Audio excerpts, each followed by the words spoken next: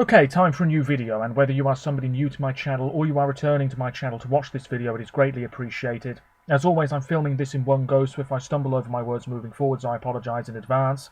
And as well, I apologise if the quality of this video is fairly poor, if there's any lag, anything like that at all. Sadly, it cannot be helped, and hopefully it is not too much of an issue for you. This is yet another Eurovision 2022 related video here on my channel, and another instalment in my sporadic series titled What We Know So Far, in which I go through everything that we as Eurovision fans know so far about the upcoming Eurovision Song Contest, which of course, as we all know, will be staged next May in Turin in northern Italy. It will be a sensational show, I'm sure. Chances are I'll forget to mention some information, so apologies about that. And if there's any recent news that I haven't seen, obviously that won't be mentioned either, but chances are I'll be discussing it in a future video. As of right now, when I'm recording this video, there has been some news about some of the participants in the Australian national selection, so I'll be looking at that for the very first time in this video. I was expecting some Eesti Laul names, that is of course the Estonian selection for Eurovision, but it appears as though we're not going to be getting any more information about that particular selection for some weeks yet. I can only assume that somebody started a rumour and people got carried away with it, including myself. So, I have information in front of me to make sure I don't forget anything. And here we go. We know that the 66th edition of the Eurovision Song Contest will be staged, as I mentioned a moment ago, in Turin in Italy on Tuesday the 10th, Thursday the 12th, and the grand final on Saturday the 14th of May 2022 at the Pala Olimpico or Pala Alpitur Arena in Turin in Italy. And of course Eurovision is being staged in Italy because they won this year's edition of the Eurovision Song Contest at the Ahoy in Rotterdam with Zitti e Buoni by Måneskin, who just continue to impress and win over new people all around the world. They've just performed on American television, and I want to say that they're supporting the Rolling Stones at some point. I think I saw something about that earlier. Absolutely amazing. 41 nations will be participating in next year's event. That's a very healthy number indeed. Armenia and Montenegro are back. Montenegro coming back is great. They'll be looking to make the grand final for only a third time, whilst Armenia will be looking to rediscover their pretty good form from several years ago. Of course, some countries are not returning. Andorra, I thought would be back, but for some reason they've said no. Bosnia have financial difficulties with the broadcaster still, so they're not coming back. Hungary seem very uninterested in returning anytime soon. Luxembourg, nope. Monaco, no. Slovakia, no, which really surprises me. I thought that they would have come back by now, considering that the Czech Republic have had some success over the past few years. I would have thought Slovakia might have looked at that and said, maybe we could do the same. But apparently not. Turkey, sadly, also not returning. Belarus and Liechtenstein also not involved next year. But there we are. I've spoken about the venue a few times. It's hosted all manner of concerts and sporting events. It's one of the biggest indoor arenas. It might well be the biggest indoor arena in Italy, as a matter of fact. It has about 13,000 seats. That'll be slightly less for Eurovision because of the stage taking up a lot of space, and indeed if the green room is part of the arena floor as well. It was also used for ice hockey events at the 2006 Winter Olympics. There's no point really going through the bidding phase because I've covered that in many previous videos. It was always likely to be Turin, especially when it was revealed that Rome hadn't really made the shortlist. And apparently as well, if you are planning to go to Turin for Eurovision but can't get tickets for the live shows, you may well be able to watch it on a big screen in the Piazza San Carlo, which is to the north of the actual venue, pretty much in the middle of Turin. So yes, 41 nations will be participating, so let's go through them. Albania will be using their tried and tested format Festivalia Kengesh again, which usually takes place over the Christmas period. We are very likely to get more information about that over the next 2 weeks, I would say. Song names, the songs actually being released, the artists, of course, alongside them. I'm looking forward to it. I would like to see Arilena Ara come back because she was due to represent her country in 2020 and then the contest was cancelled. And that song she had, Fall From The Sky, really grew on me months after when Eurovision was supposed to take place. So I'd like to see her come back. I'd also like to see Eugent Bush-Pepper come back. Mal is one of my favourite Albanian entries by far, but I don't think he's probably going to come back anytime soon. I don't know. Haven't seen any rumours, but Albania, we know what we're going to get from them. Last year, the national final was staged outside because of the pandemic. I would assume it will be back to normal circumstances this time around. Armenia, no details. I did read a few weeks ago on one or two websites that regarding Junior Eurovision, the Armenian broadcaster is just going to select the person who would have represented them last time out, which I think is a wise move, which also gets me thinking that Athena Manoukian might be asked if she wants to go to the Growing Up contest. She would have done last year, but of course the pandemic scuppered everything. I'd like to see her come back. It makes sense. It saves the broadcaster a lot of hassle of trying to find somebody new. If she wants to do it, all she's got to do is have a good song, and away we go. Australia, I'll be looking at in a moment. What we do know is that their national selection will take place on the 26th of February next year. Then we have Austria, no details yet, likely to be an internal selection. The same with Azerbaijan.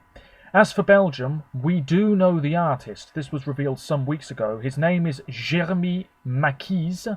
He's from Antwerp, 21, so they're going for somebody young again. He won The Voice Belgique this year.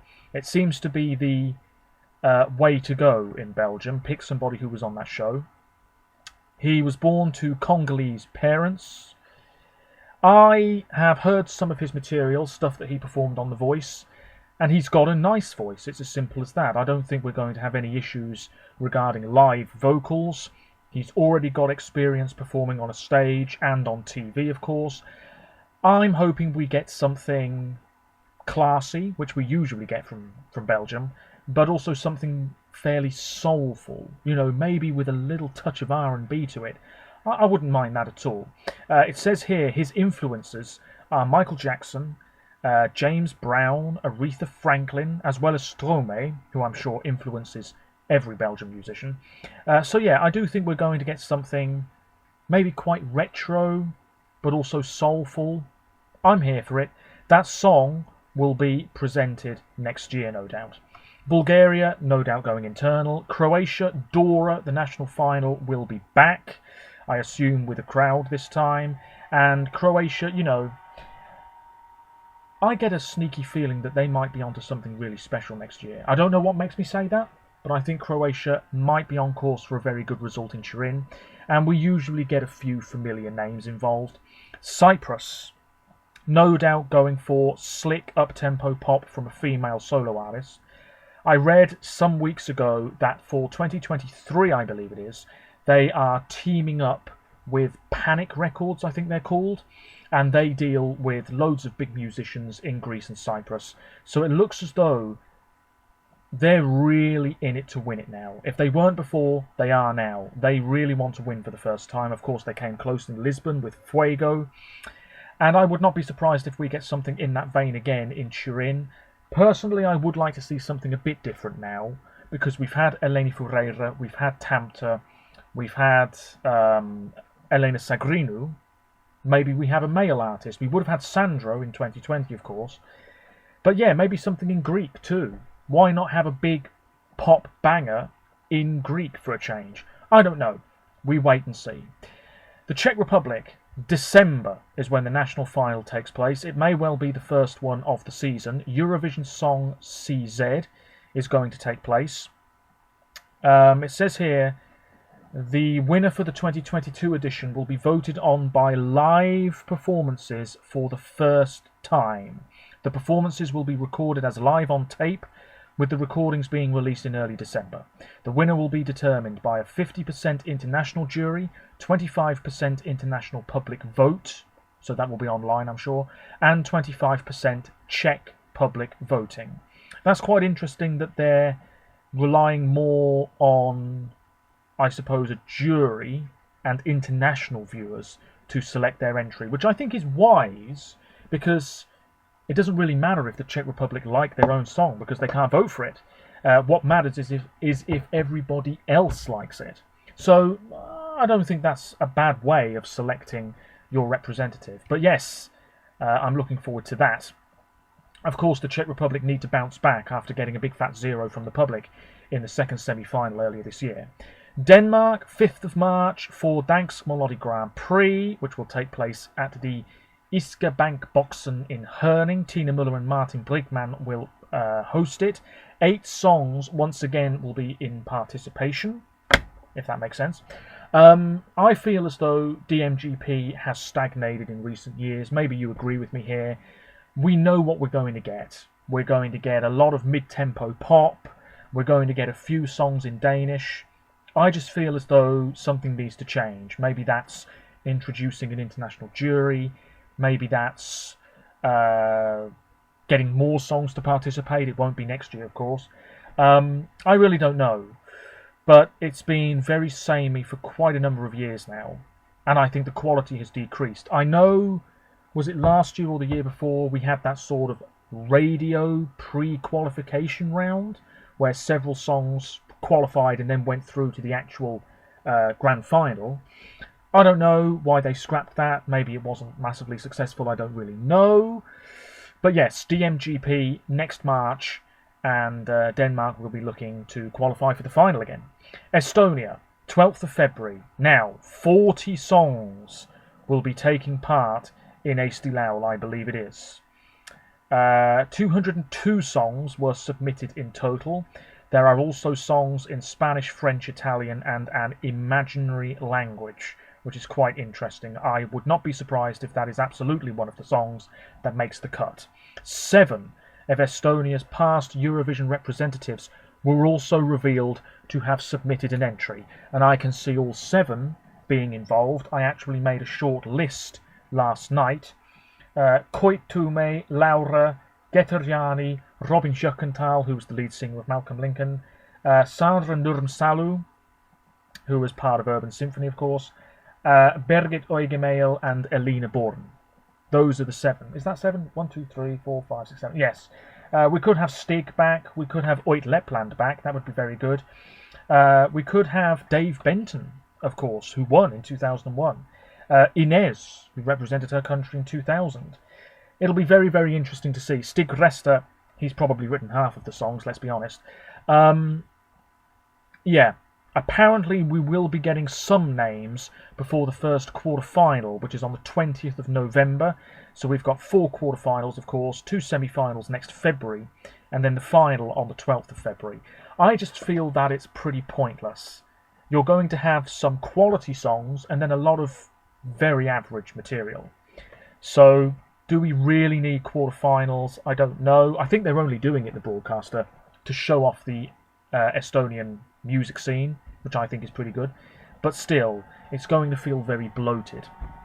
As for Finland, UMK takes place next February. No details yet as to where it's going to be staged or any rumoured names. Georgia, no details. Haven't qualified for a final since 2016, so they really need to bounce back. Greece, there's been a lot of rumoured names. I can't remember anybody off the top of my head. Kalamira represented her country in 2008. I know she's been linked with Cyprus and Greece, but we're going to get details by December. Iceland, Songvakeppnin will take place in Reykjavik, 5th of March for that. No rumoured names as of yet. Ireland, nothing, although they are having a national final again. I'd love to see / hear music in Irish for a change, but I don't think we're going to get it. And it's a big year for Ireland. I mean, they qualified in 2018, but really their poor form, it's not great. So I'd like to see them bounce back. Israel, they are using the X Factor Israel, and we will find out the artist and song in January of next year. Latvia, February next year, and I believe it's Supernova. Yep, submissions are open. Maybe they're closed by now, but they were open earlier this month. Lithuania, I think we know what we're going to get here. The national final earlier this year was very predictable, but it was much shorter, probably because of the pandemic. But I quite like that. You know, we've had an Estonian selection in the past, one or two selections in the past, that have just gone on for months, and it just drags on, and it becomes very boring, and you have a very good idea fairly early on of the songs that are going to do very well, if not win. I don't know, it's like Estonia this year. We don't need the quarterfinals, really, but Lithuania, I think, are on to something. The Roop did very well. And yeah, I can see Lithuania on course for another decent result next year. Malta, they are not using the X Factor Malta. They are going back to their old national final setup. I don't think that's a bad thing. Moldova, no details. It might be internal, it might be a national final. Montenegro are not using Montevideo, which is the national final format they used to use. I believe it's an internal choice now. The Netherlands, no details, but it will be internal, no doubt.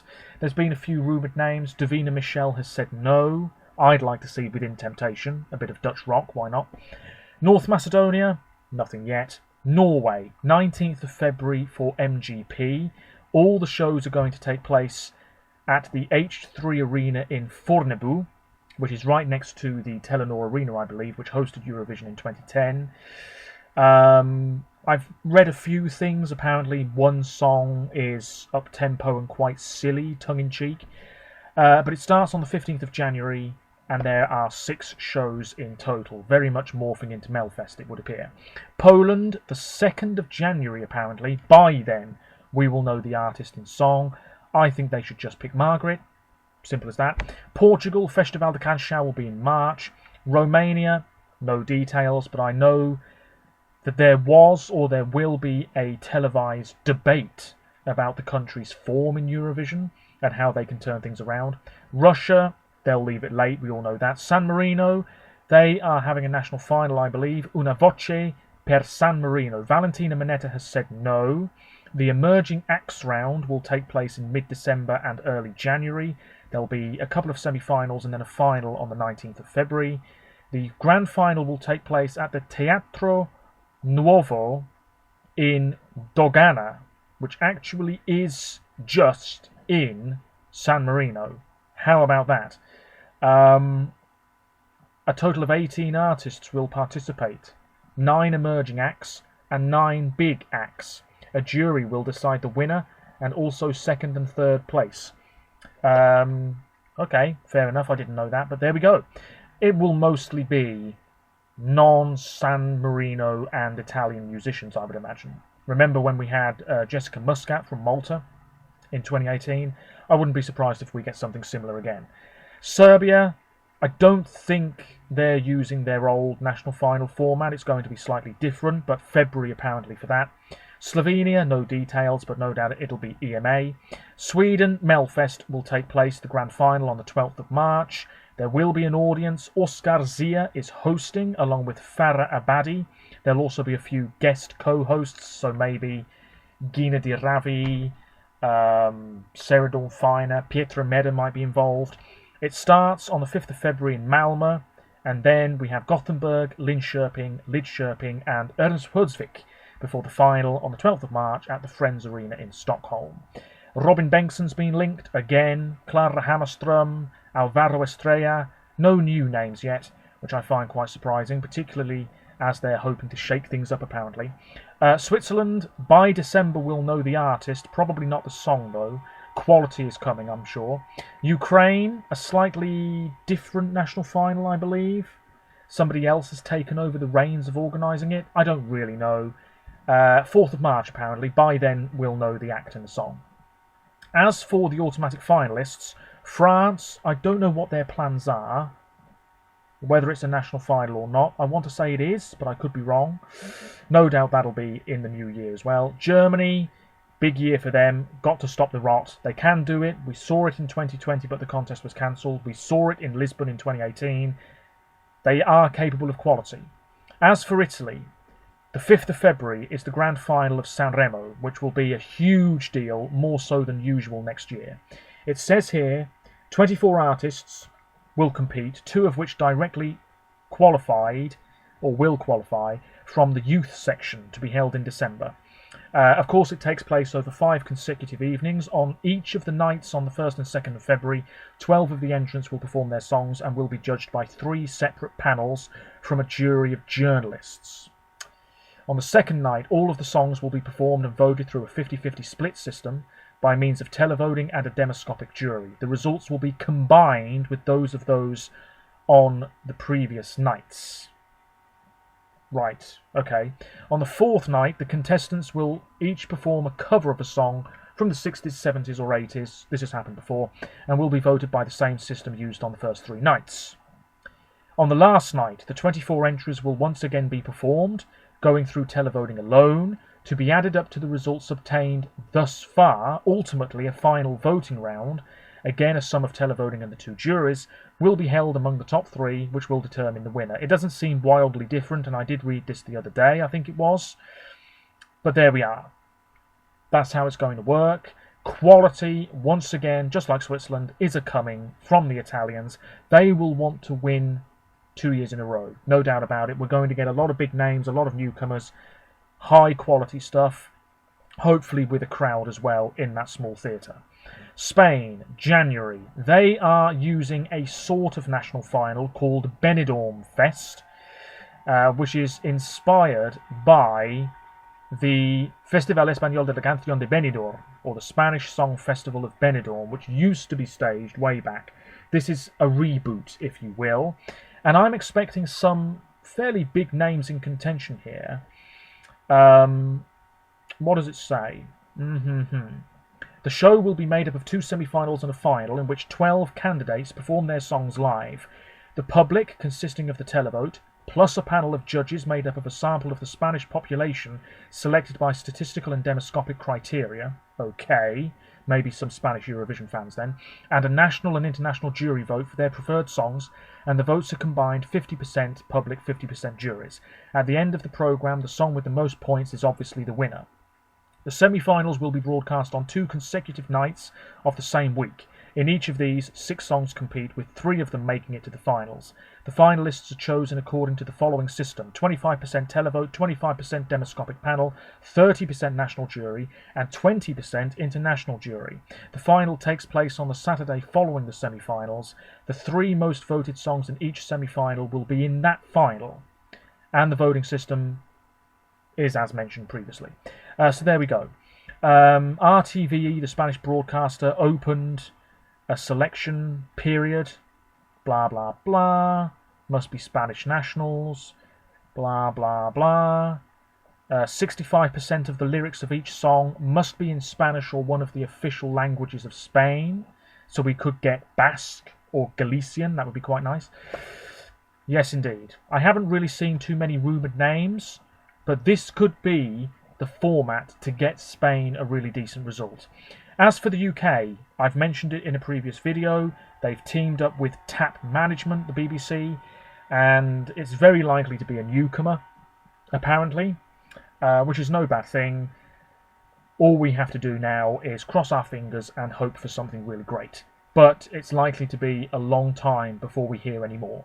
So, that leaves, of course, Australia. I believe it's the first 3 names for their national selection, which will take place again on the Gold Coast. I'm going to look at the Eurovision website and see what it says. Oh! Isaiah. Oh. He's back, is he? Familiar faces return for Australia decides. Oh! No. Well, actually, fair enough. I'm expecting Shepherd, by the way, who are a pretty good Australian group and were in the Australian national selection a year or 2 ago. Let's click on it. Let's see what it says. Familiar faces. Damiim has said that she wouldn't mind doing it. I'm reading from the Eurovision website here, so these are not my words. Broadcaster SBS announced the first 3 acts to compete in Eurovision Australia Decides, which takes place on the Gold Coast, so the East Coast, in February. Fans of the delegation from Down Under will recognise a familiar face or 2, including that of Isaiah Firebrace, what a name, Australia's act in Kiev 2017, who will be duetting with an unnamed partner. Interesting. That actually does make it more interesting, absolutely, because it won't just be himself. I imagine it will be a somewhat successful female Australian musician. Can't think of anybody off from the top of my head.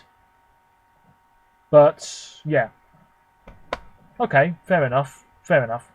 What does it say now? There's a quote from him, blah, blah, blah. I can't tell you anything more except that I'm singing a duet with someone incredible and that we co-wrote the song. Interesting. There he is.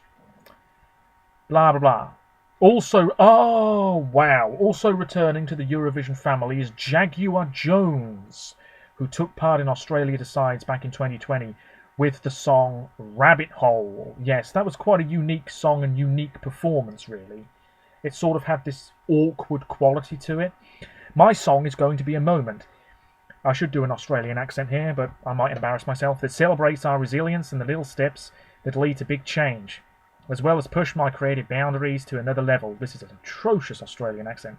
So much has happened since we were all together, and being back with the added strength of my Eurovision family and fan base will make it a show worth waiting for. I can't wait to see you on the Gold Coast. Oh wow, probably very offensive. My channel is dead. And finally, SBS revealed a third act, powerhouse entertainer Paulini. Eurovision to me is like the Olympics for singers. It brings together so many countries and cultures, and while it's a competition, I see it as uniting much of the world through music. There she is. Beautiful woman. The show will be hosted by Joel Creasy and Miff Warhurst on the 26th of February. The full lineup will be revealed shortly. Do we have a specific page on Paulini? Oh, wow. Okay. 39, actually from Fiji. Appeared on the first season of Australian Idol. No album in several years. First album went to number 1. Second album, number 72. Ouch. Hasn't had a top 100 hit in Australia since 2006. She also released a song called Ping Pong With My Heart. Interesting. So yes, that is Paulini, or Paulini. There you go. Beautiful woman. R&B, adult contemporary pop. Those are the genres in question. She's also appeared in the Australian musical production of The Bodyguard. So I imagine that she's really got a very good singing voice indeed. I'll do my research off camera. Anyway, that's it. That's all we know about Eurovision so far. We don't really know anything about the stage design for the arena in Turin. We don't really know anything about the logo or the visual identity. That will come in time. Feel free to let me know your thoughts.